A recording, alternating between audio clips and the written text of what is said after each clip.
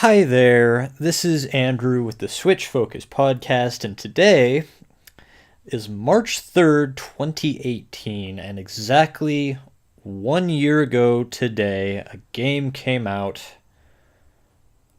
that it would just be remiss of me not to acknowledge that this game exists.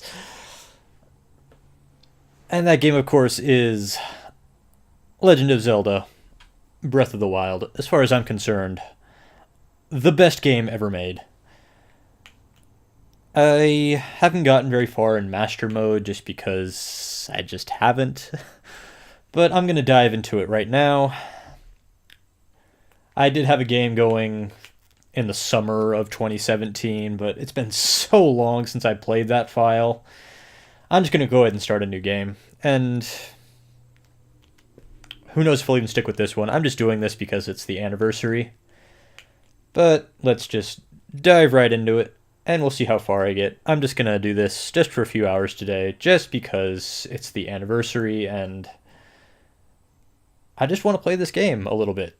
And we'll see how I feel about it. There are other games I'm supposed to be playing. Secret of Mana, which I haven't played since the night it came out, but I still would like to finish that.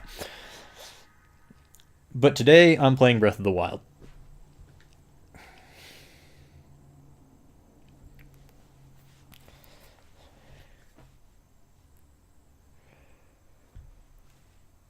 I love the understated title card.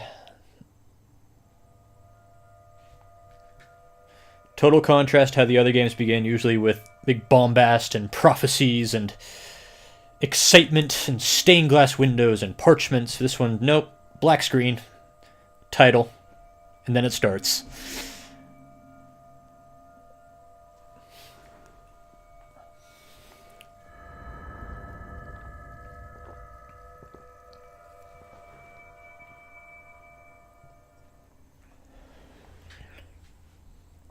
Open your eyes.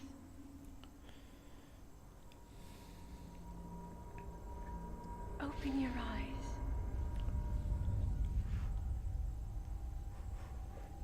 Wake up, Link.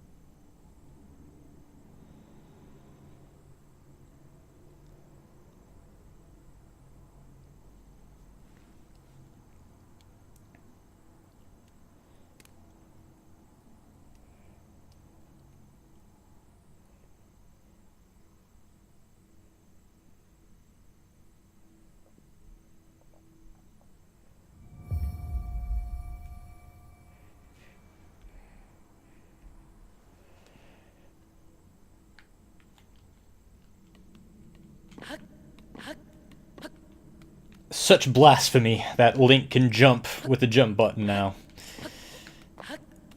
And he doesn't even need a feather to do it, he can just jump.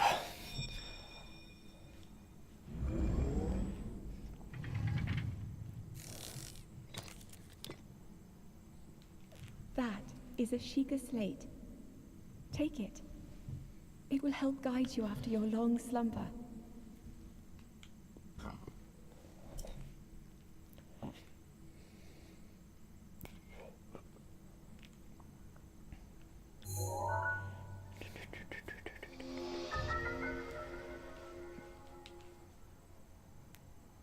I was convinced when I first started playing it, that this game had a stable time loop in it, since it said, there's something familiar about this slate. Yeah, not so much. This game, I was expecting it to have a much more elaborate story than it does, which I've already said, favorite game ever made, but I was a little underwhelmed by the story.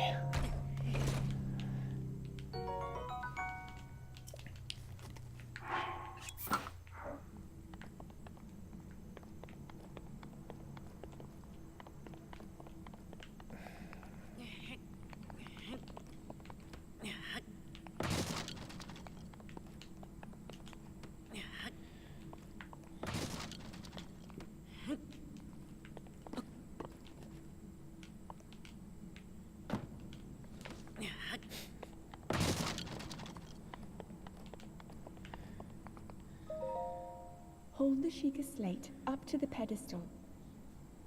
That will show you the way.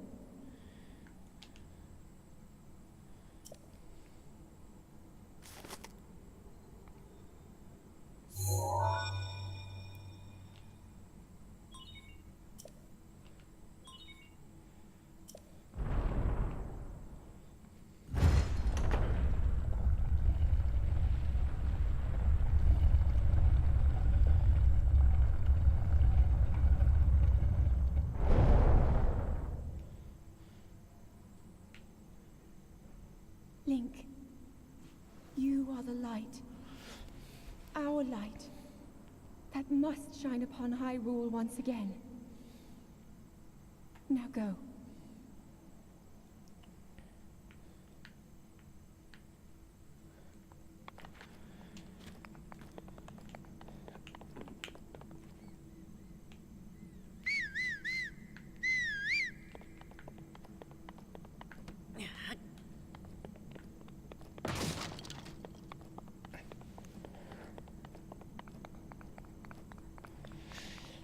And just like the Goomba at the start of Super Mario Brothers, good bit of game design here. This thing right here shows you can climb anything, because you can't get out of the first area without it.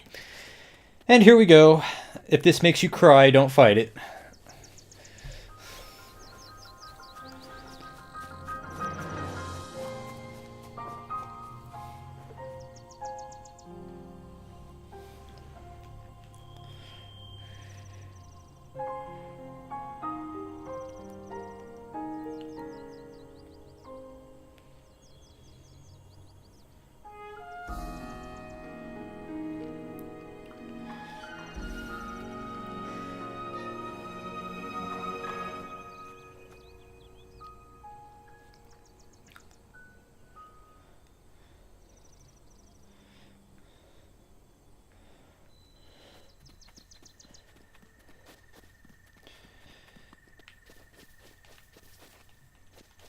And I do take the time to gather pretty much everything I come across. It's worth it.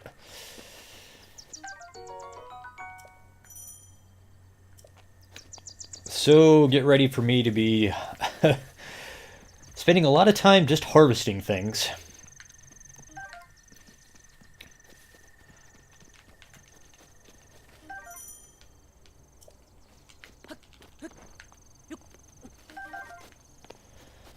Push the boulder. Push the boulder. Bye-bye.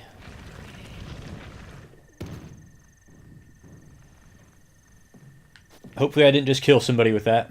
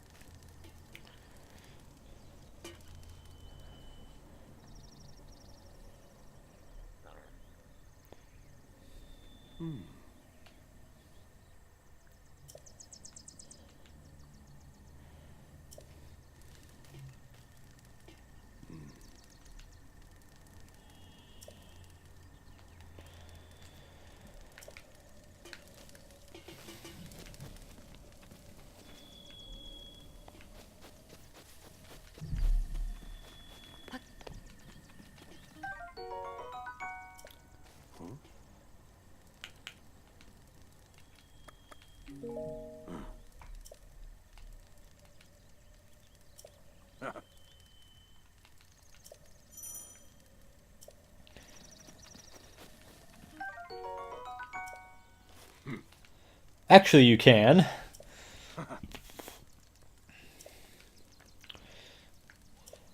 Come on, it's a Zelda game. You can help yourself to whatever you want.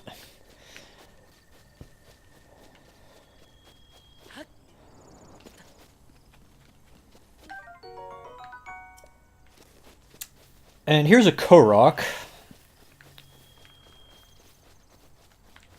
Now, when I played this game for the first time last year, it was several hours before I found a Korok, and there's one right here.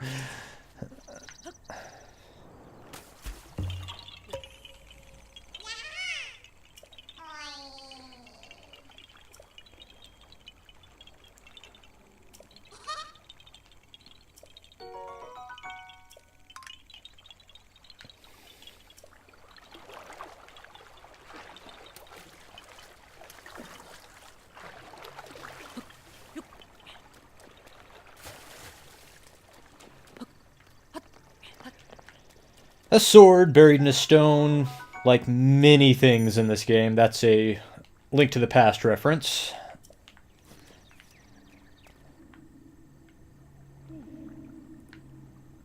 Link. Head for the point. I'll get there. Map in your Sheikah slate. Don't rush me. In A Link to the Past, in the Lost Woods, you can find swords buried in stones all over the place. All of them were fake Master Swords. So it's kind of fun seeing a reference to that in this game, because really, if you know the series history, almost everything in this game is a reference to an older Zelda game. It's kind of amazing how dense it is.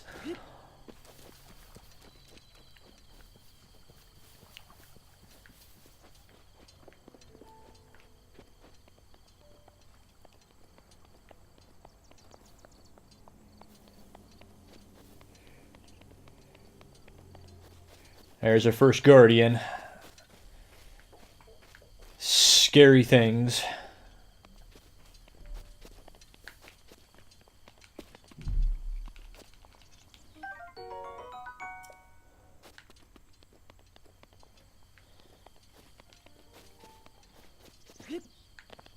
No, I can use my amiibo. This is a new file, but it's going to be a while before I get there. And really, I don't find amiibo all that useful in Breath of the Wild. Getting Epona is nice, but most of what they get from amiibo is stuff you can get anywhere, so I don't spend a lot of time scanning amiibo.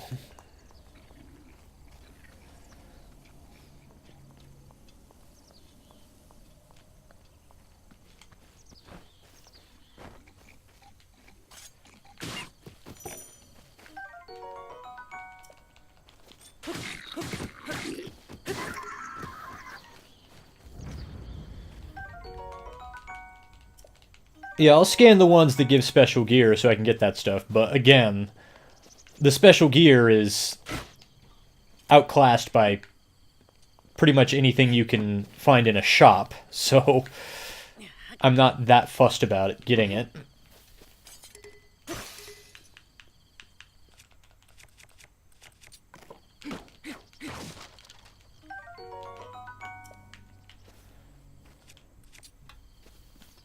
Hello. Oh, shoot. Okay.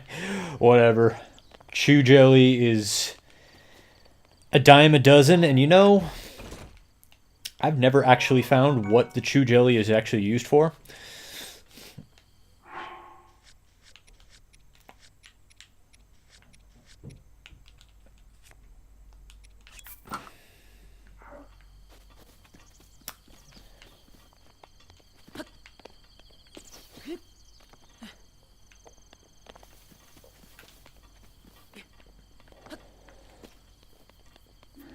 Yeah, it is. It's used to improve gear. But aside from that, you get a ton of chew jelly without trying. I am playing on Master Mode, so I've got to do this very carefully.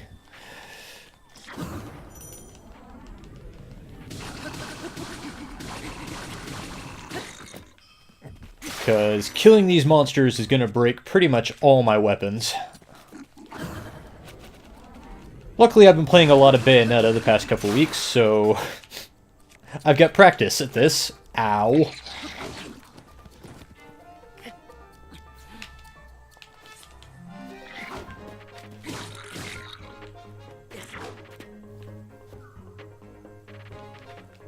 Ah!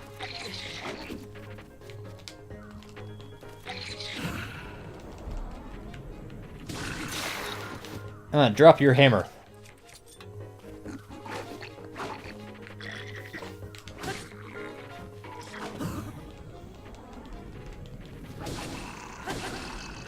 Dang it!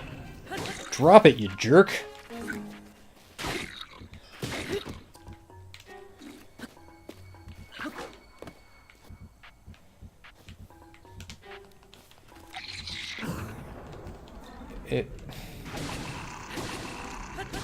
You don't have to correct everything, Alice, okay?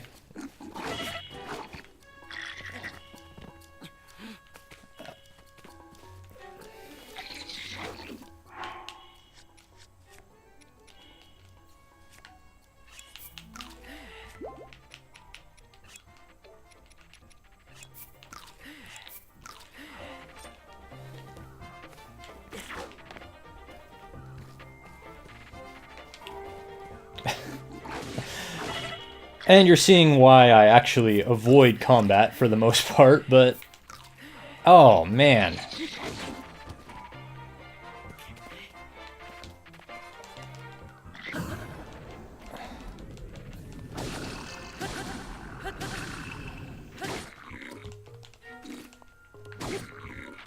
Drop it. God, you...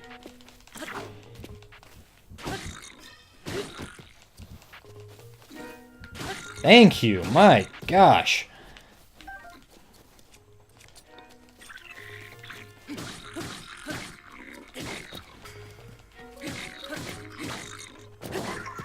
Okay, and that is a window into why I actually mostly avoid combat in the early parts of the game, because... Oh, wow. Enemies are strong. And your weapons are weak.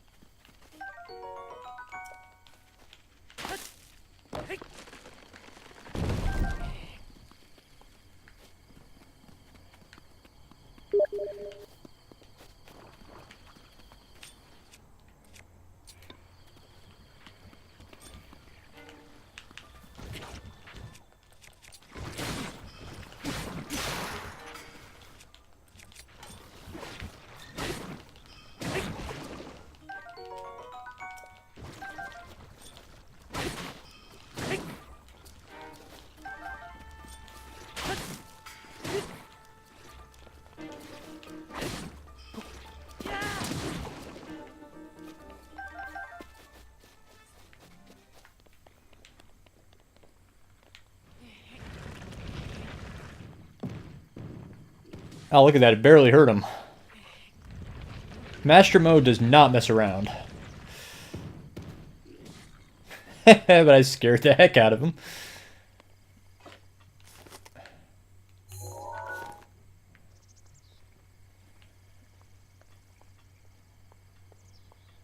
Oh yeah, and I forgot. Their life regenerates on Master Mode too. Oh, forget it.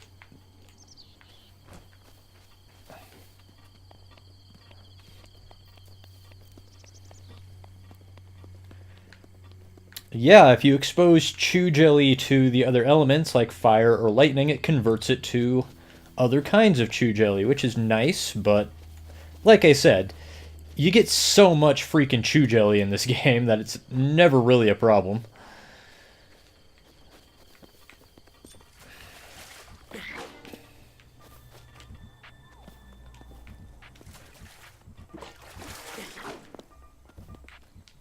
Ah.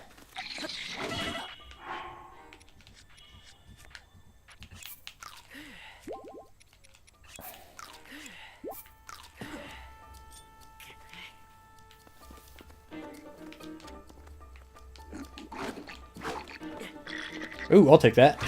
Thank you.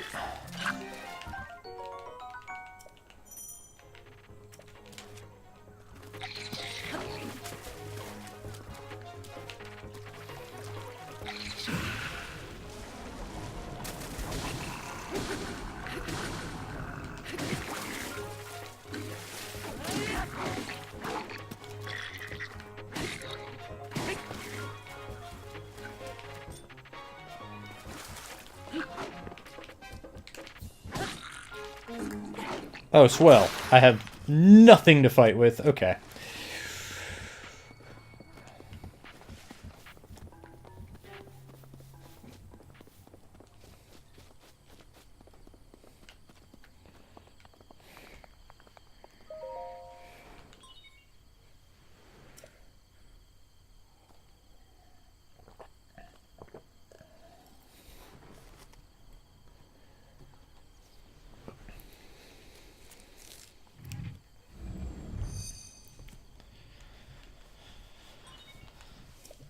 No, I'm not gonna lie. When I saw one of the trailers, one of the first ones they put out for Breath of the Wild, and I saw that there were towers in this game, I was nervous because I've spent half my life playing Ubisoft open world games where you spend all your time climbing freaking towers, but Nintendo does it right.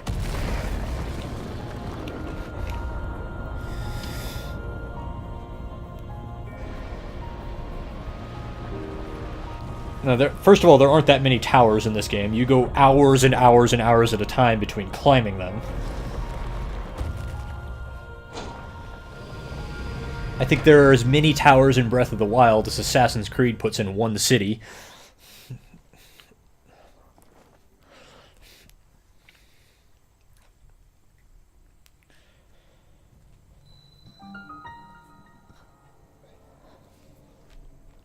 And the towers are also useful for actually looking at the area and seeing the places you want to go.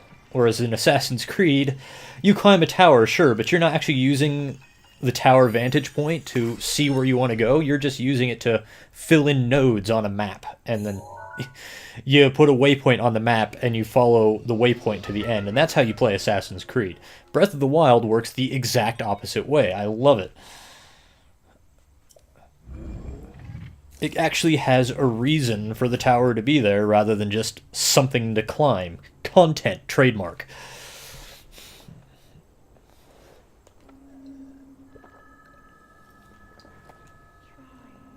Try to remember. You have been asleep for the past 100 years. The beast. When the beast regains its true power, this world will face its end.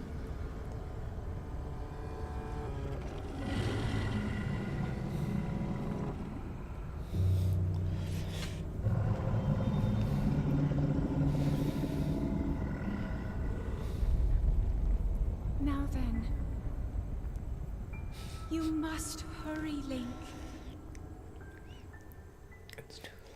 Before it's too late. You know, I was thinking of actually spending my weekends playing Secret of Mana so I could actually, you know, beat Secret of Mana. Right now I'm feeling maybe I'm going to spend my weekends playing Breath of the Wild on Master Mode. It's been a year since it came out. I think it's a good time to jump back into it.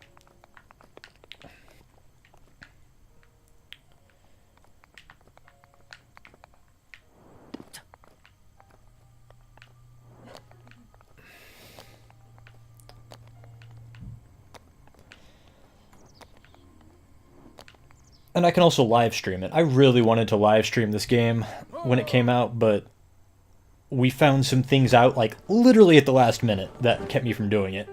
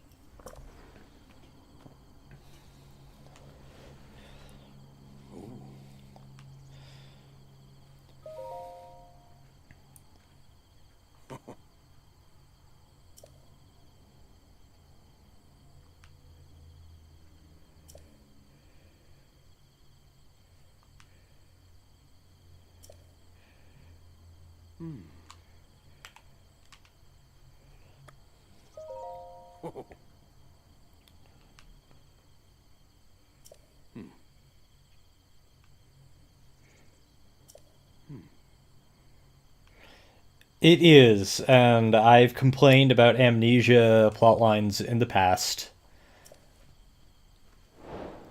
But it doesn't bother me so much here. Because, yes, this is an amnesia plot, but let me tell you something about this plot. It's barely here. And the game is so good, otherwise, I don't care.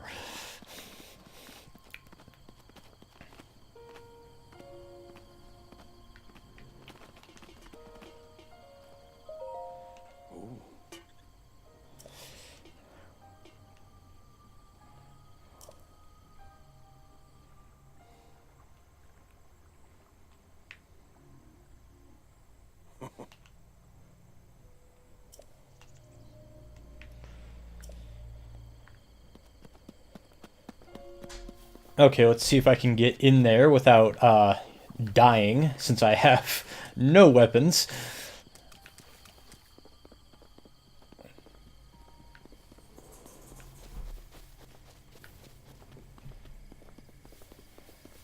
Yeah, I mean, like, Breath of the Wild has an amnesia plot, but my main problem with amnesia plots is there's usually some big plot twist when the character gets their memory back, and the plot twist is so obvious that it may as well not, the character may as well not have even had amnesia. And Breath of the Wild does not have that problem, so that's why I don't mind the amnesia plot so much. That, and as I said, I actually was a little disappointed in the story in this game. I was expecting, after that last trailer they put out, for it to have a much more elaborate story than it does.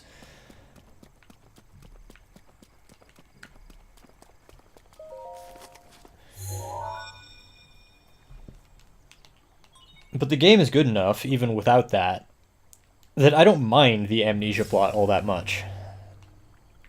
It's not prominent. It doesn't have an obvious plot twist that it's trying to hide.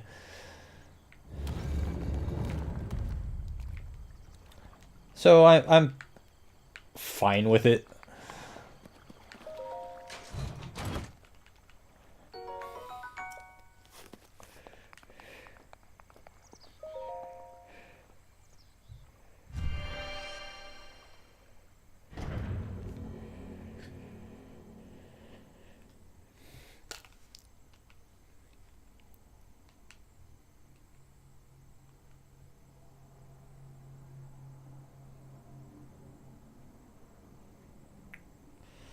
And here's our first shrine. Some people were really critical of the shrines because, well, they're not dungeons, and I didn't know it till I played this game, but I'm actually kind of sick of dungeons.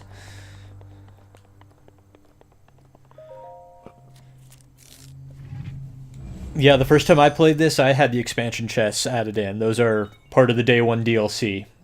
But I actually missed the Switch shirt, so I had to come back up here a couple days later when I found out where it was at to go pick it up.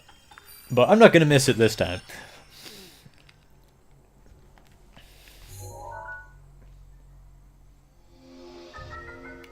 But like 10 years, I think, almost exactly 10 years before Breath of the Wild came out, Twilight Princess was out, and that game, as far as I'm concerned, is the best collection of dungeons that Zelda's ever done. I think it would be pretty hard to top it. So I appreciate Breath of the Wild for being brave enough to go, you know what? We're not going to do dungeons anymore.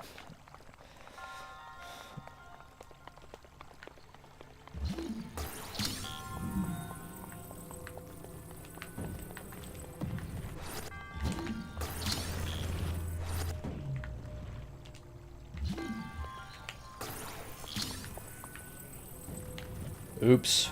Good job, Andrew. Oh, shoot. I have no food, do I? I have some.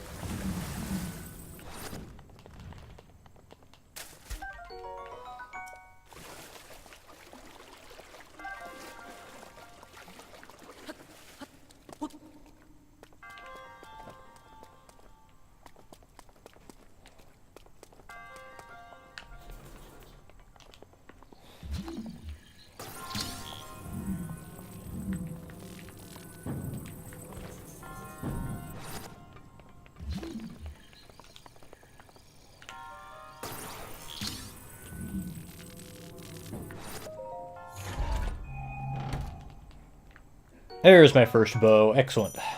That'll really help me out against my various and sundry enemies.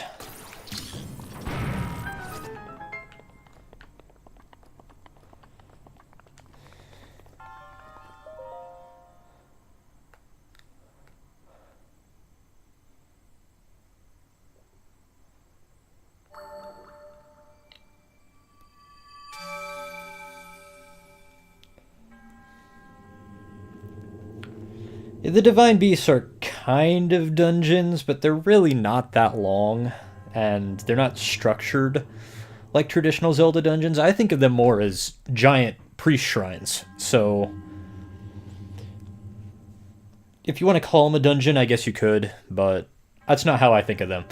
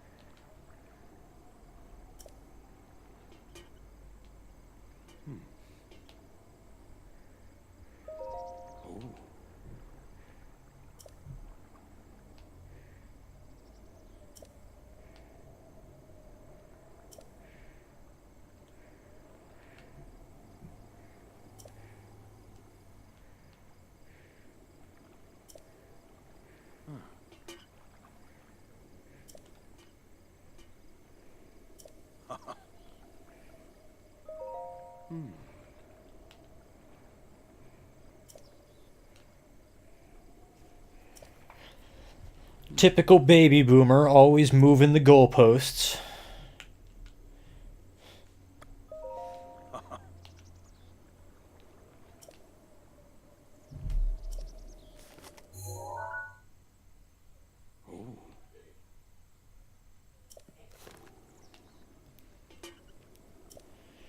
One thing I expected Master Mode to do was disable fast travel. It didn't. But I'm not going to let that stop me. I am actually not going to be using fast travel. Deal with it.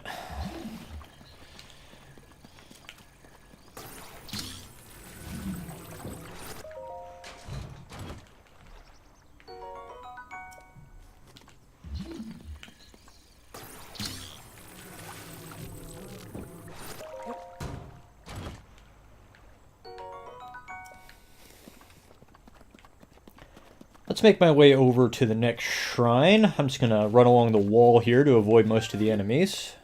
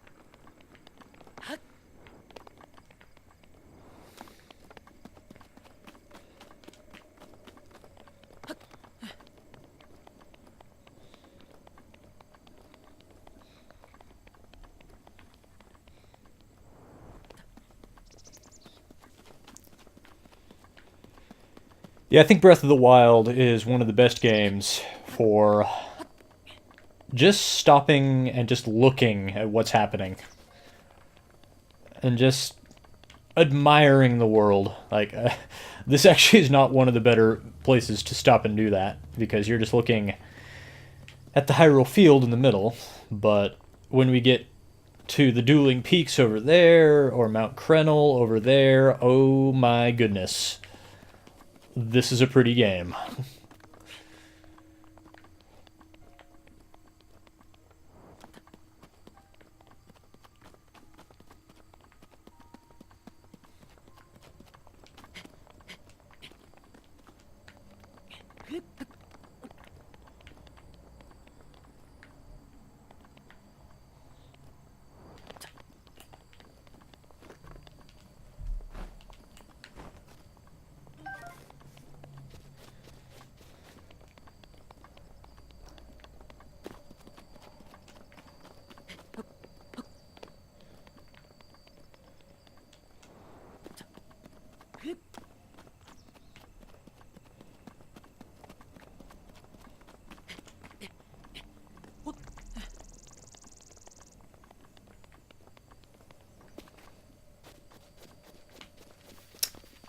I always miss the lizards. I never see them until it's too late.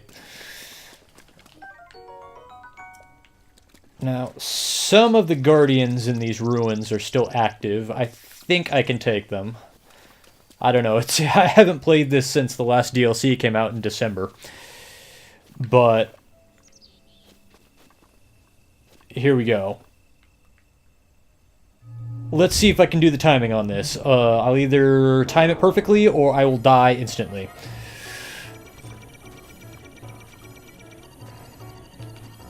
Whoa! Okay, the timing on these is way off. The laser is supposed to fire as soon as the light goes on, and it fired like a second afterwards. So, that was predictable.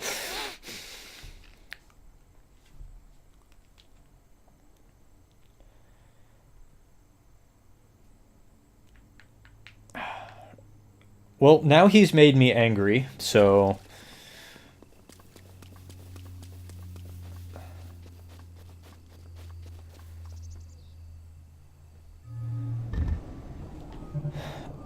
Okay, I'm gonna have to do this the hard way. And eyeball it. Oh, jeez, the timing is so off from how it is normally. I wonder if they changed that for Master Mode. Okay. Never mind.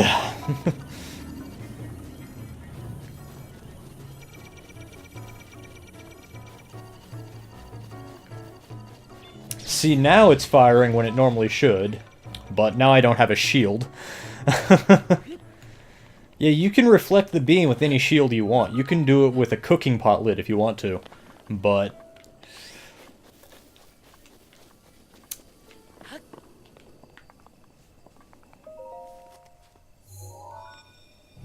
And I don't think I've actually ever fought any of the Guardians before on Master Mode. I'd always avoided them the last time I was playing this mode. So maybe they've messed with the laser's timing on Master Mode to make it harder.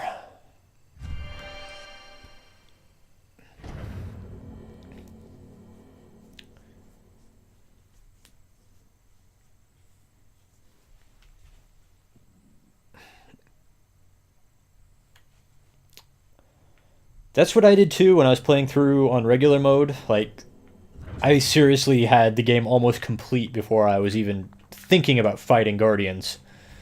But they're a really good source of supplies. And a bunch of them are in really inconvenient places. So if I could just, you know, kill them, that'd be nice.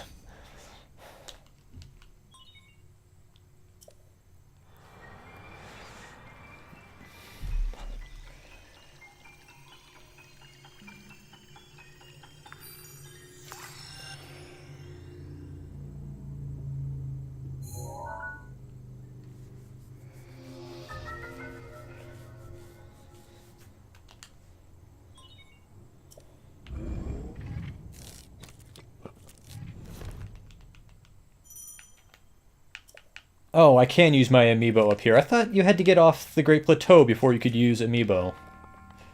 Guess not.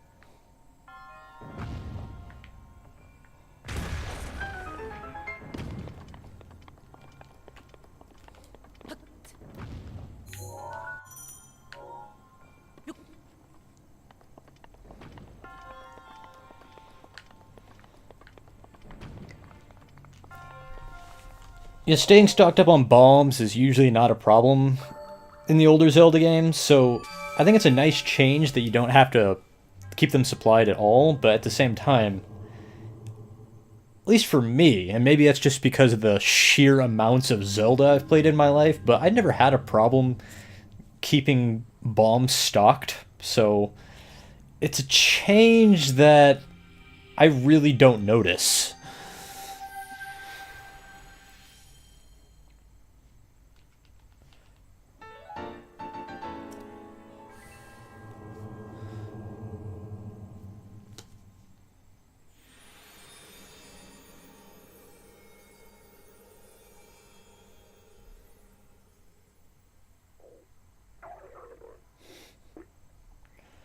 And also, the enemies are actually pretty smart, and if you try to use bombs on them, they'll actually throw the bombs at you, which is not helpful.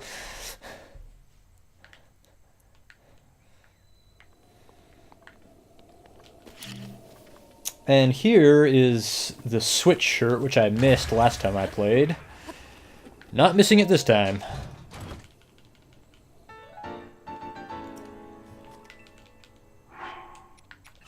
It only has 1 hit point, so you don't use it very much, but it's nice in the opening hours of the game when you don't have anything better to wear.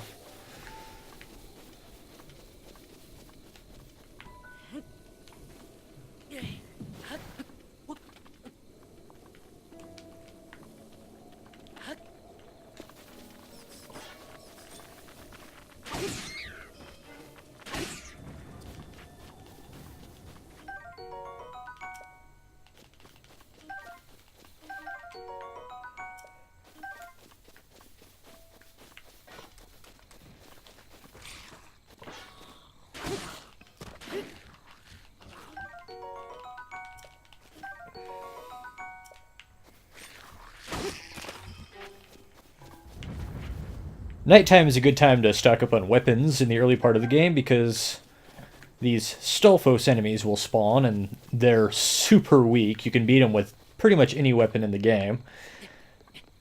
And they give you a pretty decent supply of weapons. Okay, there's the Lionel. The Master Mode adds a Lionel to the Great Plateau. Watch out for it. I'm sure there's video out there of some incredible person beating the Lionel with 3 hearts and the starting weapons. I am not that person.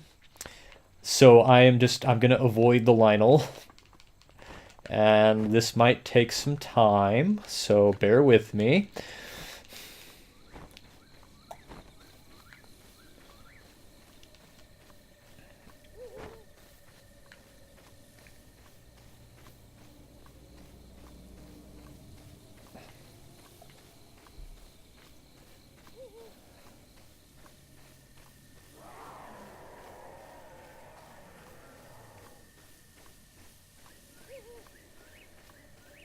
But there's a hut over here I'm trying to get to that has an item in it that will help me climb up to that shrine there.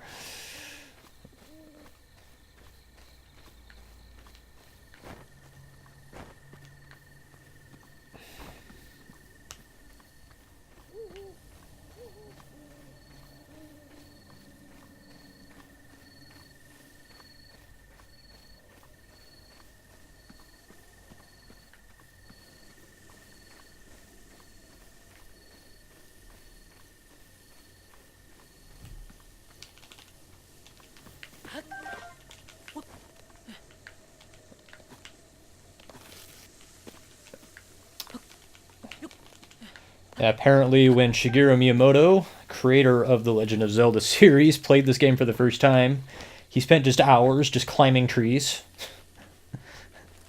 Which doesn't surprise me at all. That's not the kind of person I am. But that doesn't surprise me one bit that he would do that.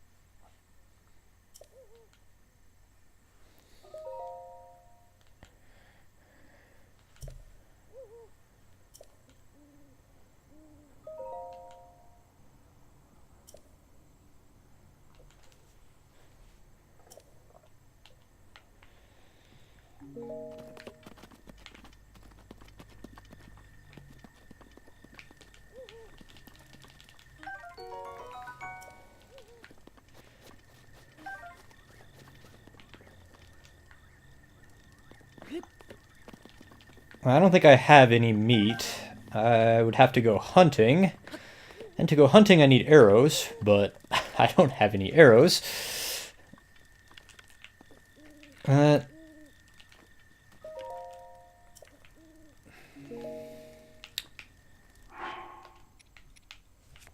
Yes, I have no meat, so I can't cook anything to get that warm doublet.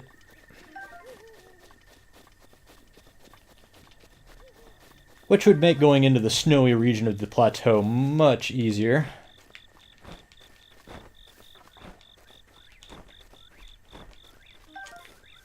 Lizard. Got ya.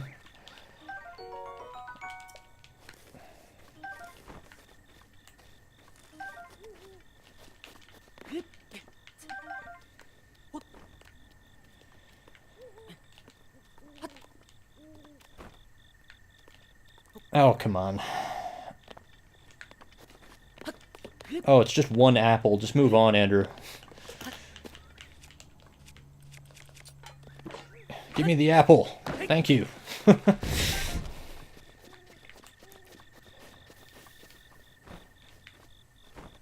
I think there's one thing I can do to make going up into the snowy region a little easier for myself. And that's make a potion.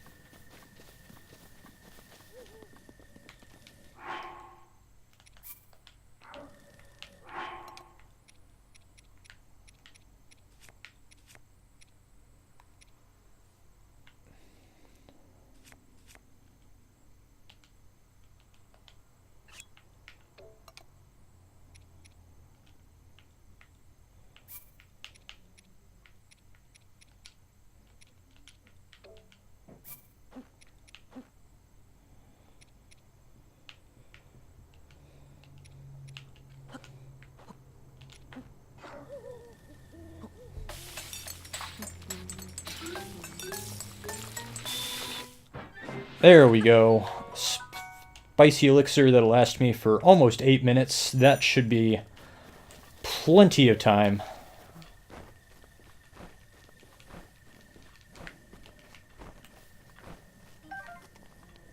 If I wasn't playing on Master Mode, I would just go and hunt some meat, but my supplies are already severely limited. So I would have to track down supplies I don't have, and then use them to get other supplies, which I may not get enough of. So just forget it.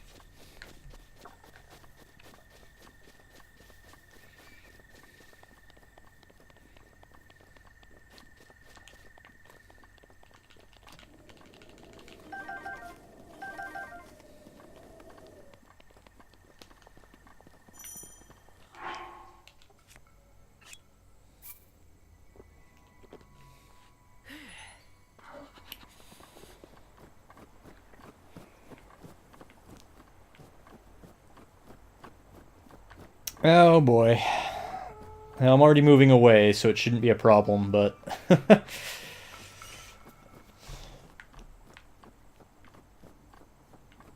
I need to make a beeline for the top of the mountain where the old man will give me a warm doublet. Then I can fully explore this area without having to worry about the temperature.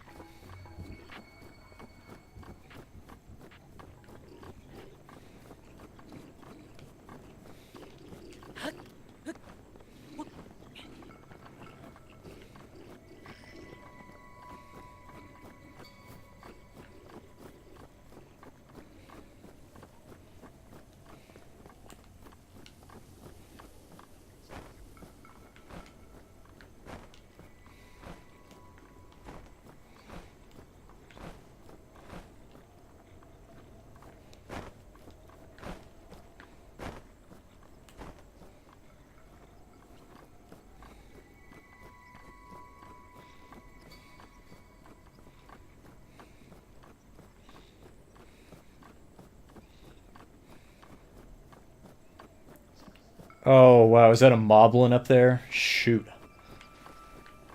I'll just climb up here, just avoid it. I can barely fight bokoblins. I'm not fighting a moblin. I guess it's just a bokoblin, but still. I'm not going to fight it.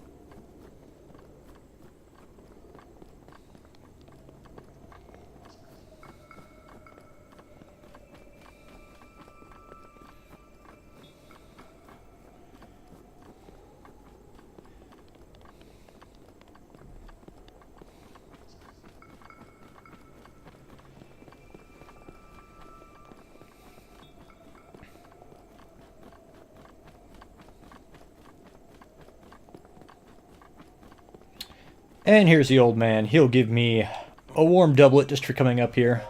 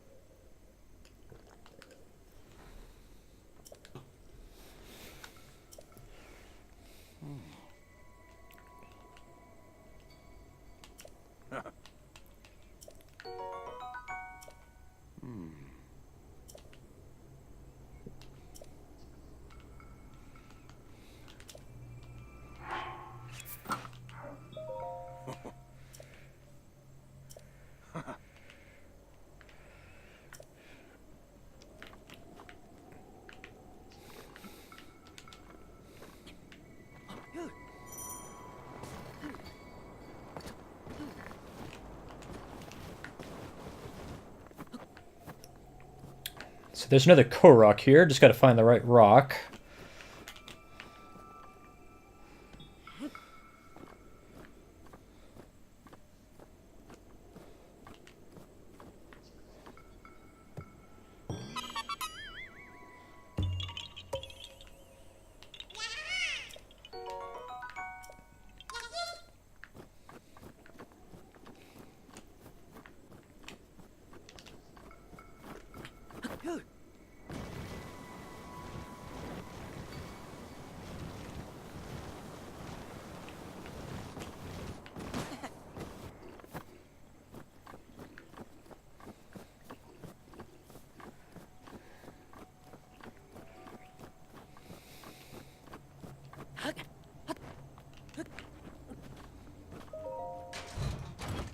Oh, bomb arrows, yay.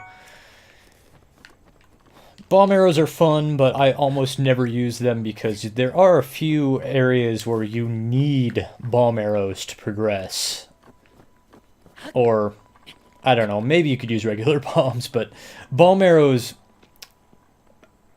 usually open up paths to you that are much easier than how the puzzle is quote-unquote intended to be solved. So I usually save my bomb arrows, but I have some for emergencies now.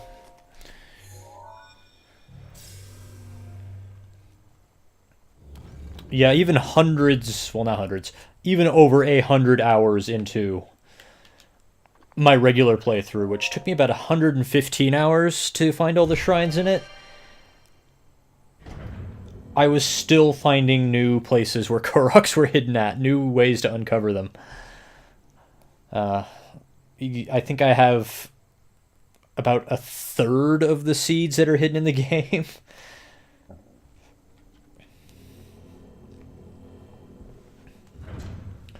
But I also wasn't prioritizing finding them. Like, if I came across one, great, but I wasn't actually looking for them. I'll probably try a little harder to pick them up in this Master Mode run.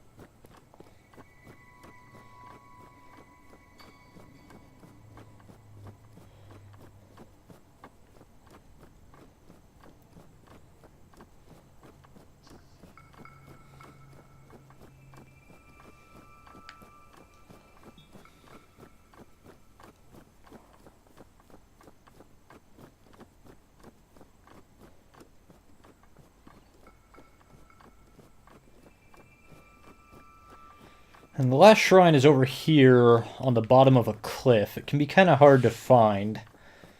Hopefully I'll go right to it.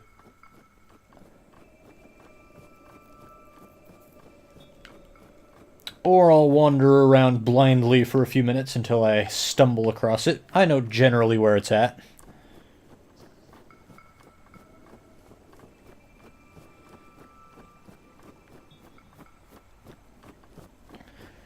The only time I ever break shields in Breath of the Wild is when I'm fighting Guardians. Like, it's never been a problem for me otherwise, so I shield surf as much as I want to. Like, I don't even bother expanding my shield slots because I use so few shields. I end up throwing away more than I end up using. That's just never been a problem for me. I don't know why. Maybe I'm not blocking as much as I should.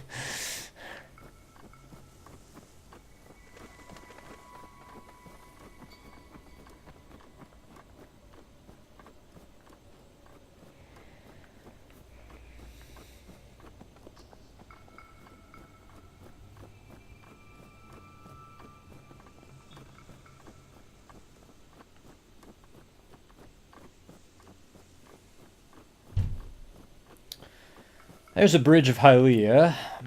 Probably a dragon flying across that right now, but I don't think the dragons spawn until you finish the Great Plateau, so there's nothing to see there right now.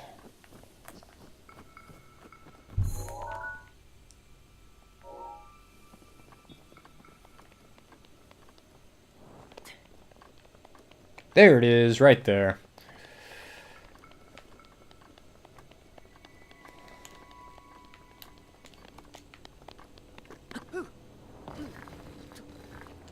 Oh no, not my pot lid.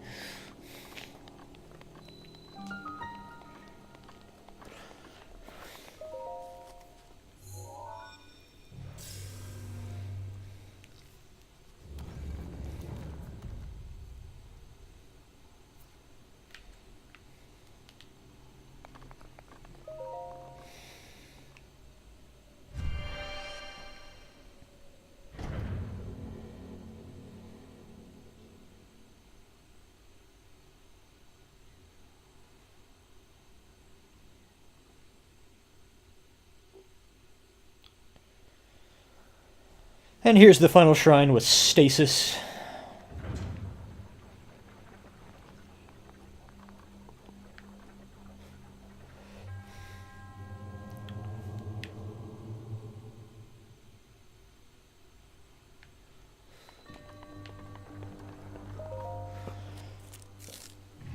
If you've seen somebody doing something silly in Breath of the Wild online, you've probably seen them playing with the stasis rune.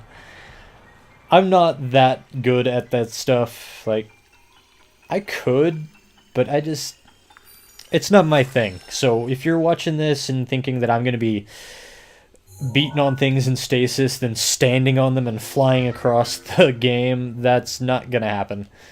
I like taking things slowly. I like walking to places. So that's what you're going to be seeing.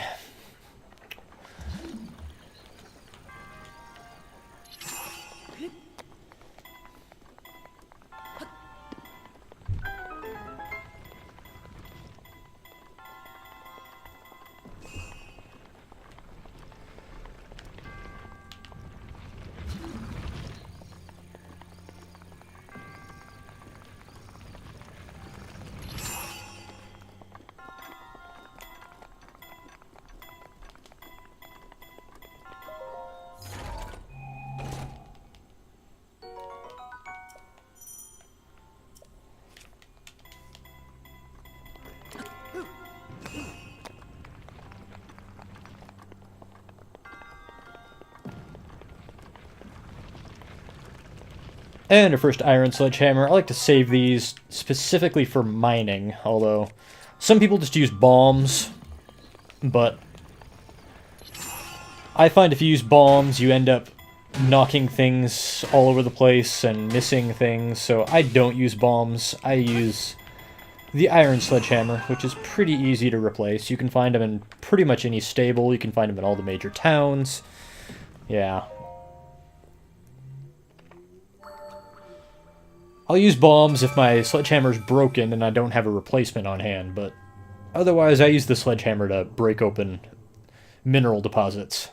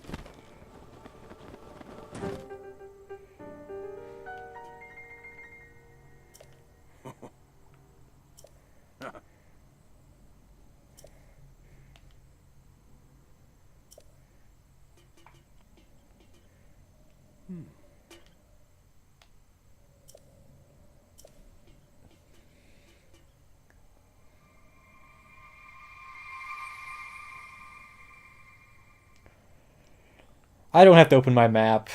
I didn't really have to open my map the first time I played this game. It's obviously the Temple of Time. So that's where I'm heading now.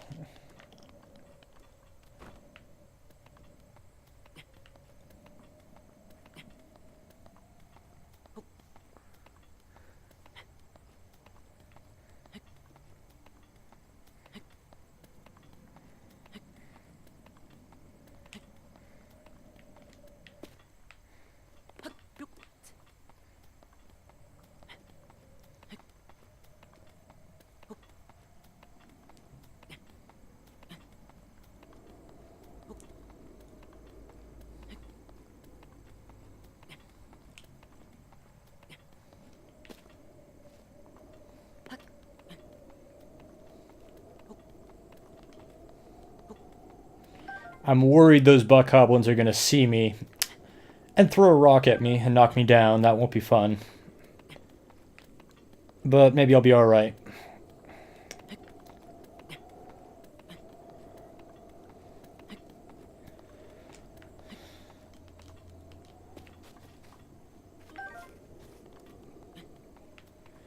If I can get right above them...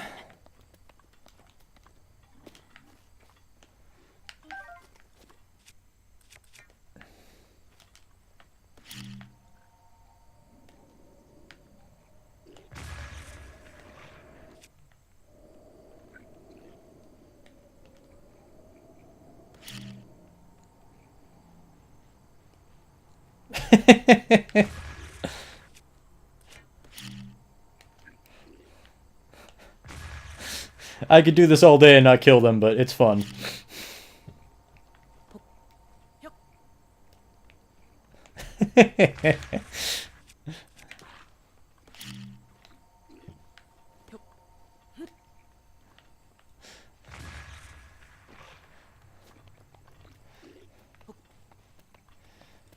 I was hoping I could knock him off the cliff with one of the explosions, but it's not really working. Oh, shoot. Ah, I didn't want to do that.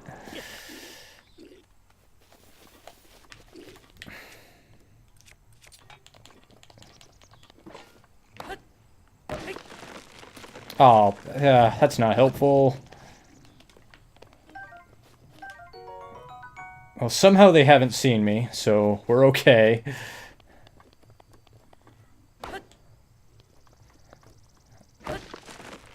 There we go. Now I can get across.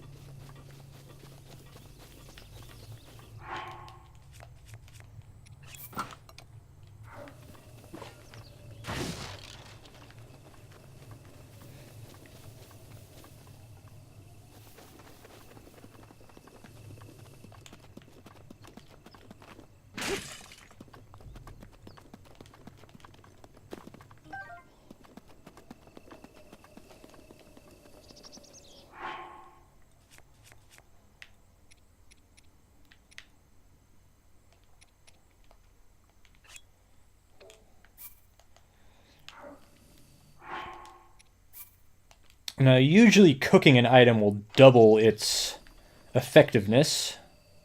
Hey, what the heck? Oh, it's not lit. Okay, that'll do it.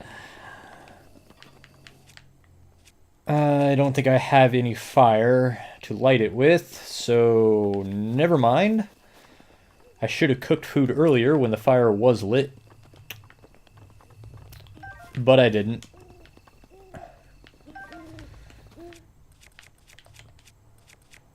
But you got to be careful, especially on Master Mode, not to cook something that will heal more than you need. Like,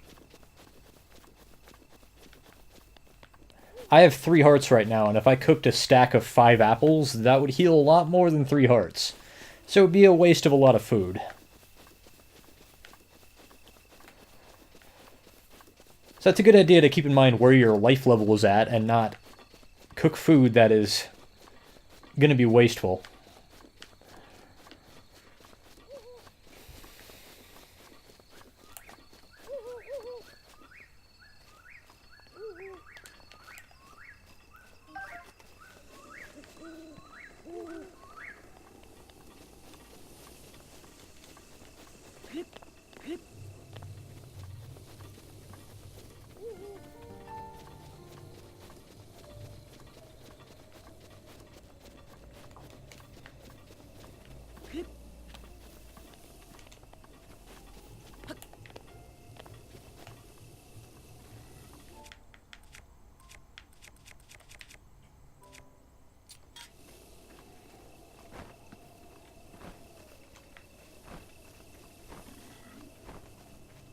Oh, shoot.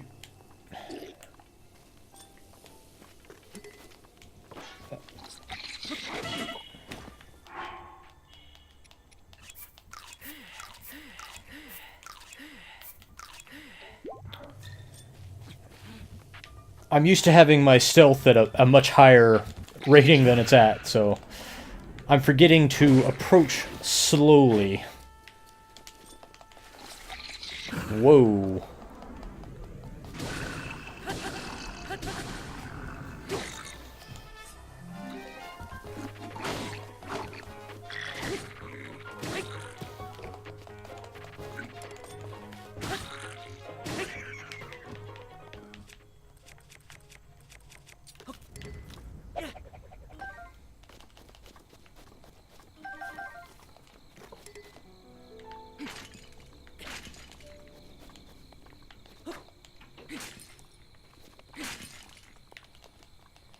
Finally, some arrows.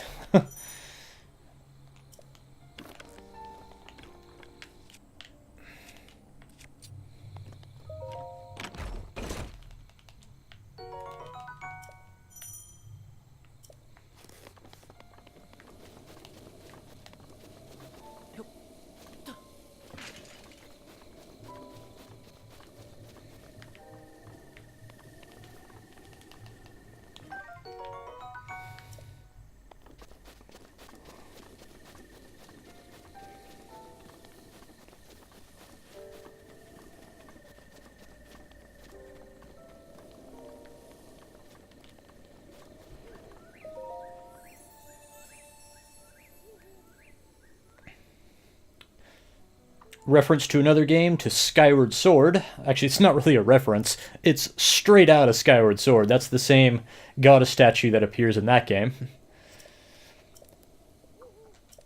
Because it's the same goddess, so...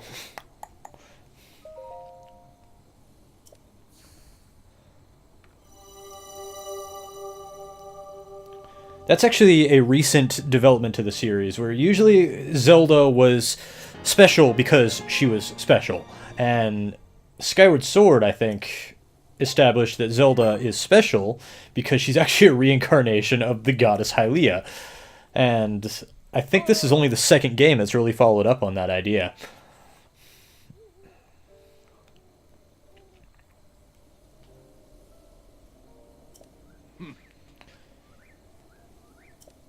Now, normally I like to build up my stamina wheel, but since I'm playing on Master Mode, and I take a lot more damage here, I'm going to focus entirely on heart containers for the first 40 shrines I come across, so I can get the Master Sword as fast as I can.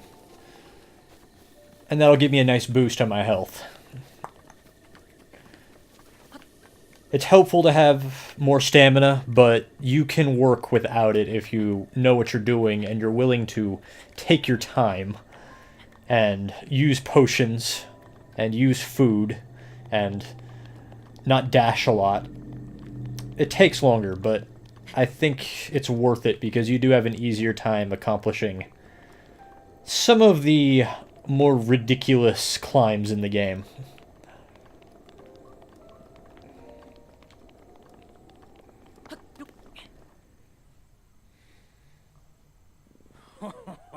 Well done there, young one.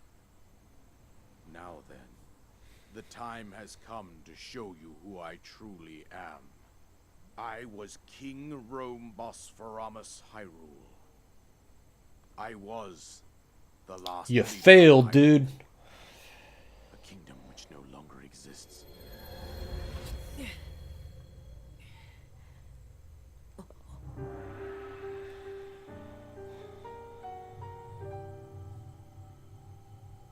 The Great Calamity was merciless.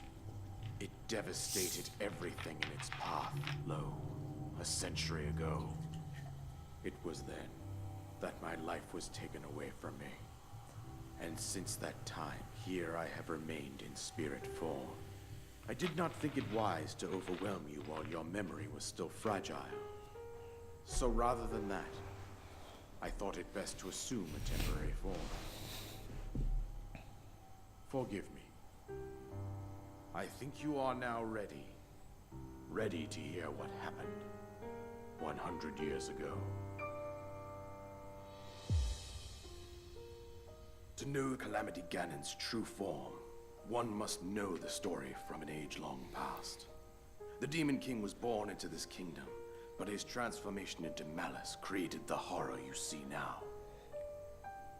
Stories of Ganon were passed from generation to generation in the form of legends and fairy tales. But there was also a prophecy. The signs of a resurrection of Calamity Ganon are clear, and the power to oppose it lies dormant beneath the ground. We decided to heed the prophecy and began excavating large areas of land. It wasn't long before we discovered several ancient relics made by the hands of our distant ancestors. These relics, the divine beasts, were giant machines piloted by warriors. We also found the Guardians, an army of mechanical soldiers who fought autonomously. This coincided with ancient legends, oft repeated throughout our land.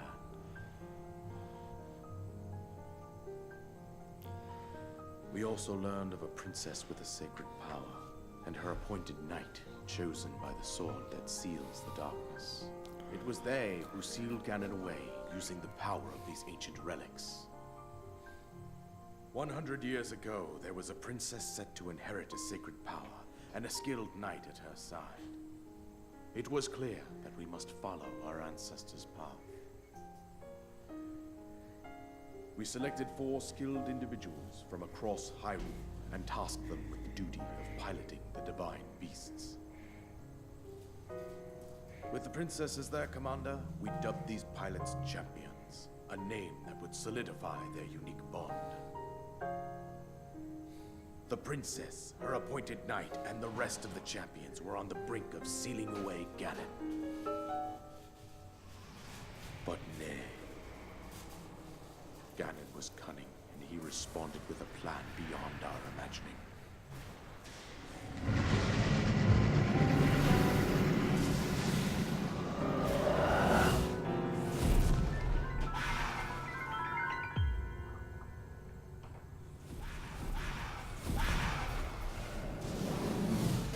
He appeared from deep below Hyrule Castle, seized control of the Guardians and the Divine Beasts, and turned them against us. The champions lost their lives, those residing in the castle as well. The appointed knight bravely collapsed while defending the princess. And thus, the kingdom of Hyrule was devastated absolutely by Calamity Ganon. However, the princess survived to face Ganon alone. Link, you are our final hope. The fate of Hyrule rests with you.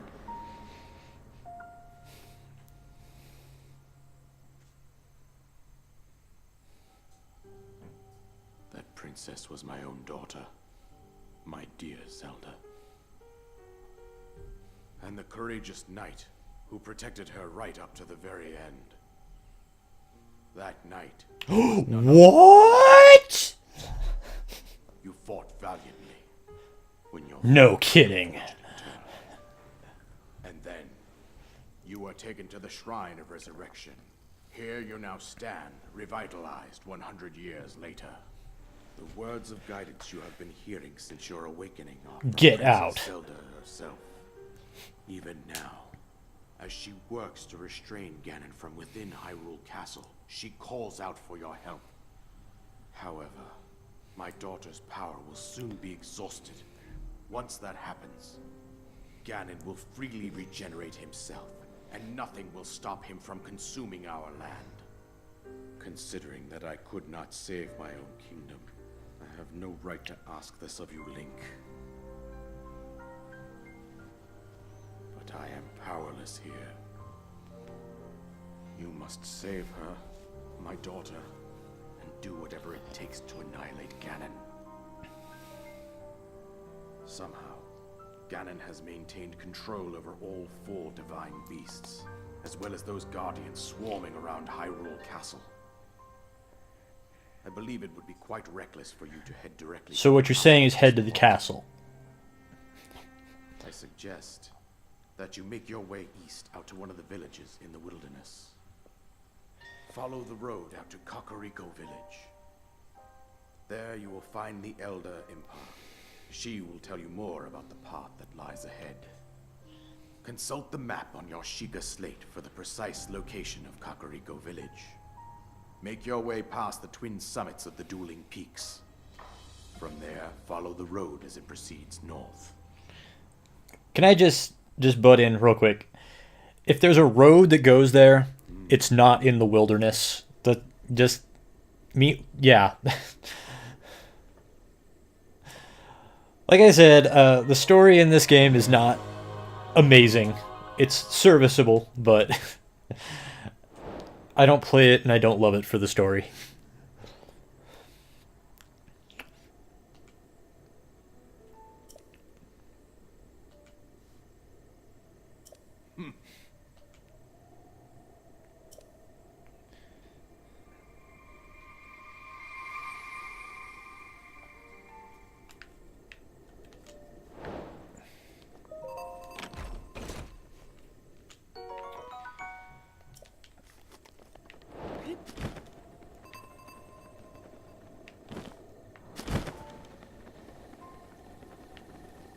Okay, so that's the Great Plateau. I can leave now and go do pretty much anything I want, you know, assuming I don't get immediately slaughtered by the monsters that are there. But I am going to head to Kakariko Village first. But let me scan all my amiibo. And my amiibo are on the other side of the room, so I'm going to go off mic for a few minutes, and I'll be right back.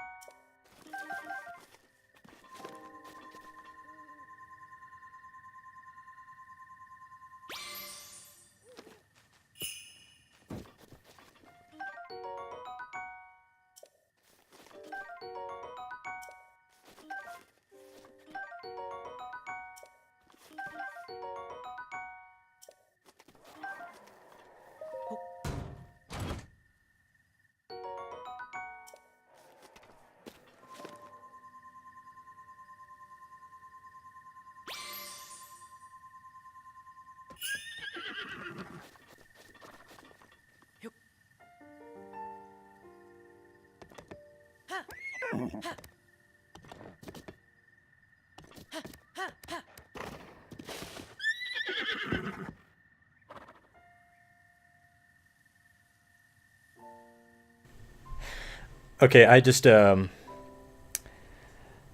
severely messed up summoning Epona up here because now she's trapped up here. I can't get her down. Oh, shoot. Oh, well. So I did that.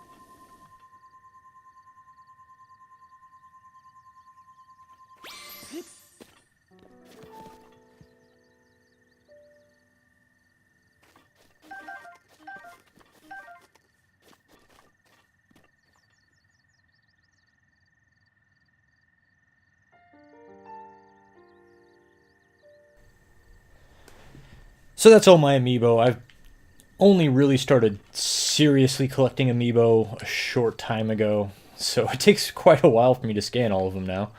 That last one was actually the Super Mario cereal box, which is why it took so long to scan it, because it's hard to scan it. Hopefully Epona will just hang out up here until I can get the armor that lets me teleport her off, but she's pretty much stuck up here. That was a stupid move, scanning her up here like that. But that's okay. I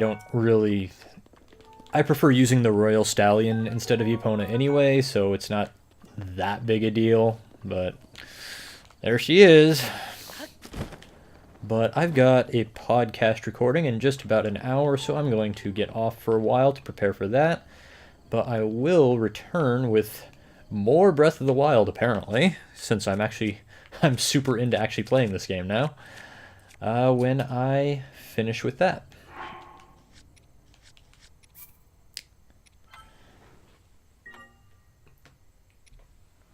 So, speaking of podcasting, my name is Andrew, and I am part of the Switch Focus podcast, where once a week, myself, as well as two video game freelancers named Andy Corrigan and Ginny Wu, talk about all the new releases on the Nintendo Switch, as well as all the new news and announcements and features.